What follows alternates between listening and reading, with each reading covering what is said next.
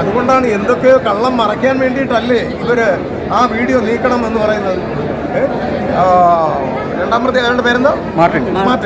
Martin എന്ന് പറഞ്ഞാൽ സത്യസന്ധമായിട്ട് ഇറക്കിയൊരു വീഡിയോ ആണ്. അത് കണ്ടു കഴിഞ്ഞാൽ അറിയാം. മാർട്ടിൻ കോടതിയിലൊക്കെ കരഞ്ഞത് നമ്മൾ കണ്ടതല്ലേ. അപ്പോൾ അദ്ദേഹം അതിൽ പെട്ടുപോയതാണ്. അപ്പോൾ അതിനകത്ത് വെച്ച് കാറിൽ വെച്ച് ഒരു റേപ്പ് നടന്നിട്ടില്ല, അത് ഷൂട്ട് ചെയ്തിട്ടില്ല, അത് വേറെ എവിടെ വെച്ചാണ് എന്ന് പറയുമ്പോൾ അത് വിശ്വാസയോഗ്യമാണ്. അപ്പോൾ ആ വീഡിയോ നീക്കം ചെയ്യുന്നതോടുകൂടി തെളിവുകളും ഇതെല്ലാം നഷ്ടപ്പെടുകയാണ്. നമ്മളിപ്പോൾ മാർട്ടിൻ പറഞ്ഞതുകൊണ്ടാണല്ലോ വലിയൊരു വിഭാഗം ജനങ്ങളും ഇത് വിശ്വസിച്ചത്.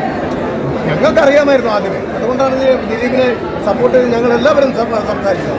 പക്ഷേ മാർട്ടിൻ്റെ വീഡിയോ കൂടി ഇറങ്ങിയതോടുകൂടി ഞാനും പറഞ്ഞു, ഇനിയിപ്പോൾ നമ്മൾ കോടതിയിൽ പോയി കോടതിയില്ല, ജയിലിൽ പോയി മാർട്ടിനെ കാണണമെന്നുണ്ട്. അത് മാത്രവുമല്ല, ഇതിനെക്കുറിച്ച് 1-2 പേരുമായിട്ട് നമുക്ക് സംസാരിച്ചതിന് ശേഷം മേൽക്കോടതിയിലോട്ട് നമുക്കും പോകാൻ പറ്റും. മനസ്സിലായില്ലേ? ഈ അതിജീവിതം ഉൾപ്പെടെയുള്ളവർ ഇതിൽ പ്രതികളായി ജയിലിൽ പോകുമെന്നുള്ളത് നമ്മൾ നോക്കേണ്ടിയിരിക്കുന്നു. അതാദ്യം മനസ്സിലാക്കണം. മാർട്ടിൻ പറഞ്ഞ രീതിക്ക് അദ്ദേഹം നിരപരാധിയാണ്.